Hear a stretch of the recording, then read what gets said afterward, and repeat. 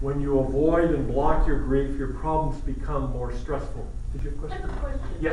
When you mentioned blocking your grief, what kinds of things, I mean, obviously it's detrimental, but what kinds of things cause you to block your grief, and what does that look like? Thank you for the camera. What kinds of things will cause blocking of pain, and what can we do about it? Is that, Yes. Typically, it's to go into one's head and to avoid one's feelings, and so you become a talking head, and you're somewhat zombie-like. You're going through life and interacting, but there isn't the sense of being genuine and real and emotionally present to the people who are alive and with you and want to connect with you. It can take the form of addictions. People self-medicate through alcohol or drugs. Other people do it through eating, comfort food, gambling, sex, working out are all addictions that can be used to avoid feeling. A third way that we can block is the typical male way is to compartmentalize our lives and to keep ourselves busy and distracted so that we don't think about, we don't feel what is so pressing upon us. We distract ourselves. When all that goes on, then the healing process can't occur, the grief process, all the stages and steps of grief that we need to work through. We get stuck into denial, or we just go numb. We go through life numb, terrible cost. The anger, the bargaining, all the different steps, the depression. So the answer to how we unlock it is to begin to feel. And journaling is a mechanism for doing that. And sometimes I think some families, they almost encourage you to block it because they keep telling you, oh, you should be fine by now, or you should be all right. And that almost feeds the blockage. Yeah, that's what I was going to bring up. It's like you're encouraged by people who love you because they're in pain also by your suffering. So you have the feeling that, and to protect them, you have to kind of numb yourself. Don't make them upset. Don't bring things up. Act like everything's pretty much okay. And so that makes it more complicated, So I'm encouraging you not to do that. I know, but it's hard. It is hard, but it's not your job to take care of them. It's their job to take care of them. Right. Your job is to heal yourself, which is a hard enough task. Yeah. And so that, by trying to take care of them, feels like love. It's usually codependency. It isn't doing anybody any favors. And so you do have to talk about. Even though everybody runs away and won't have anything to do with Then you have to find. then you come to a group like this. Yeah. And you find other people with whom you can talk. And family may not be the ones that you can do it with as much as you yearn to and would love to. They may not be the resource for you. Yeah, but with that said, you can't say it's not our job not to take care of them, because they ultimately affect your ability to heal yourself as well. You can't just block family out. You can't just block. I'm not saying that you block them. I'm saying that you're real with them. And if you can't be real with them, then you've got to have somebody that you can be real with. But I understand that. You have to be real, but you also have to be real in the aspect you're going to have to take a little effort outside, the norm to take care of others as well, and be sensitive to their needs, because they also have ways of dealing with their pains and their losses. Because it happens. Because they ultimately, like I said, affect your growth and healing. How can you go and help somebody if you can't even heal yourself? Exactly. But I agree with that. However, you can't just say, hey, leave me alone for right now. Don't not talk about it because the other person doesn't want to hear about it. And if they don't want to hear about it, then find somebody who does. But you've got to find an outlet for all that is stirring within you. The journal is, if there is no other place, if your family freezes you out, The work setting says get over it. After the loss of my daughter, I was given 5 days, and they felt they were being generous. Ridiculous. You got to find an outlet, and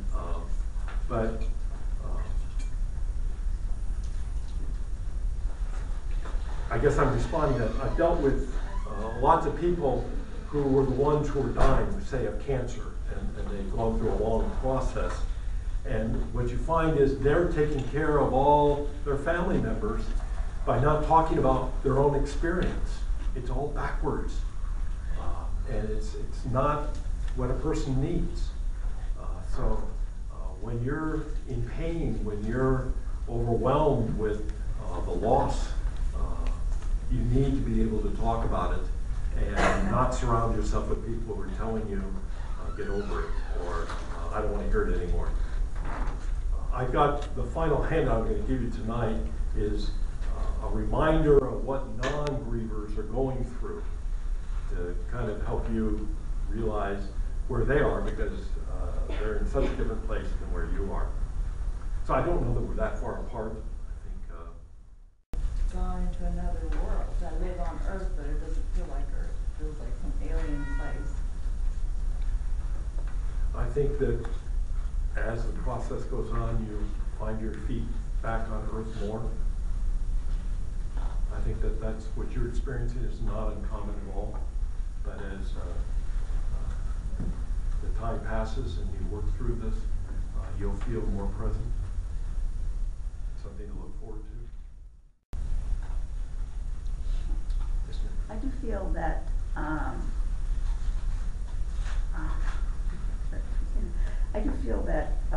time passing, that it does seem to kind of heal itself, and I found that by looking at pictures of my daughter, thinking about happy times and good times is a lot better than going over the reasons why and if. Thank you. I had to find somebody at work that I could, share with, because my family's been great, but they're at home. And I needed somebody during the workplace. And so I went to somebody at work who I was friends with, and she's been very generous with me. And I said, okay, for 10 minutes, I need to talk about Bob. Just listen for 10 minutes. And giving her a time, hey, I'm going to, be a mess for 10 minutes. It just really helped to find the parameters, and she knew I wasn't going to fall apart for the whole rest of the day, and it made her more open too. So that's something you can do with Terrific family idea. members. Thank you. The loss obviously can lead one to feel powerless. I wish I could have done something different. I wish I could have intervened. I wish I hadn't done this, what have you. And the powerlessness carries over to our own pain, especially when we're blocking it.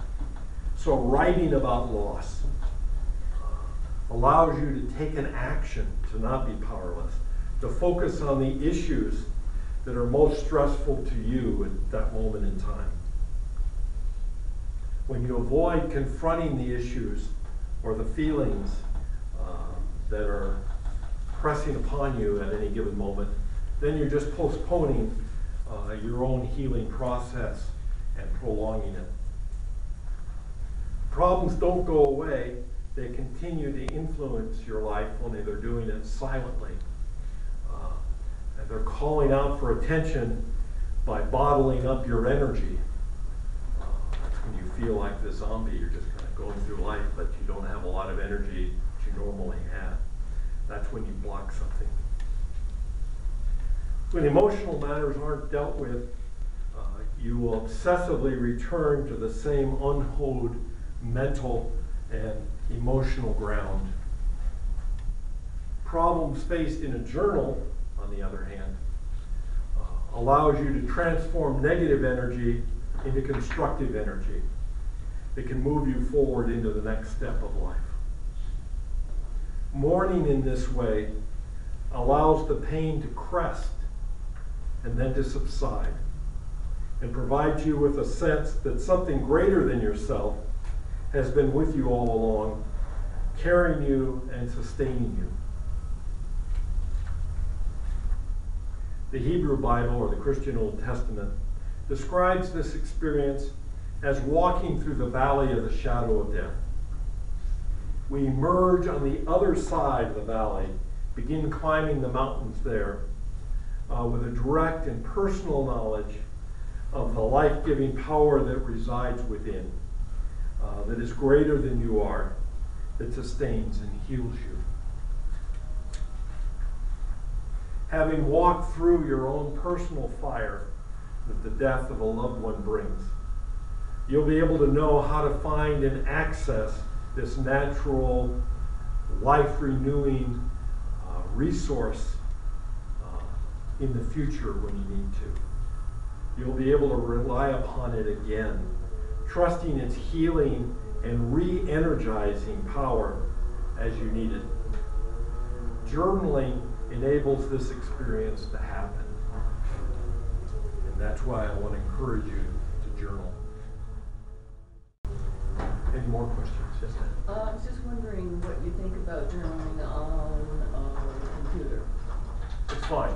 I personally like to do it by hand in ink, but if you won't do it that way, but you will do it on your computer, do it on your computer. Whatever works for you is best. I think that the reason I prefer doing it by hand is you'll find words that you're messing up that maybe you've written 100 times. This time you're misspelling it, or you're writing it in a very different way than everything else you've written around it. And that's kind of a clue as to, whoops, there's something important here that my psyche's trying to tell me, where if you're typing it, you're probably not going to be as attuned to that as doing it by hand. Well, let me pass out these journal writing suggestions. This is what I give my clients. It's for journaling under any circumstances. It's the do's and don'ts. The key to journal writing is it has to be for your eyes only. If you write with the idea that somebody else is going to be reading what you've written, then you're going to edit what you say, and you won't be as candid and as forthright as you need to be. That means you have to take precautions with what you've written. You need to keep your journal in a place where prying eyes won't open it up and start reading what you've written. That's really a violation, an intrusion of your soul. No one should do that to another person. But it's up to you to safeguard it, to minimize those chances. Well, let me, if there aren't any questions, because I think all that, yes? I recently opened it was my hope chest my father-in-law made for me. I gave it to my daughter, and I recently opened it and found all her journals. Mm-hmm. Oh, your daughter? Uh-huh. And my mother journaled, and I journaled. We've always journaled. My mother was a writer. My daughter was a writer. It's really hard for me because part of me wants to read it, but the other part of me wants to honor that and not. Well, let me give you a good reason why not to, as much as that would be wonderful most of the time, is that when someone is a dedicated journal writing person, they put in what they're feeling strongly at that moment in time. Perhaps they're upset with you, and they're just pouring out how they think you're the most awful, terrible person, and you don't listen, and all this stuff. And then 2 days later, they resolve it, and they're feeling wonderful and such. They don't put it in the journal. Yeah, right. Everything's fine now. I love this person again, and oh, it's great. And so what you read are just little snippets that are out of context and don't indicate the full picture of what that person was feeling. And so it can lead to a lot of hurt feelings and misunderstandings and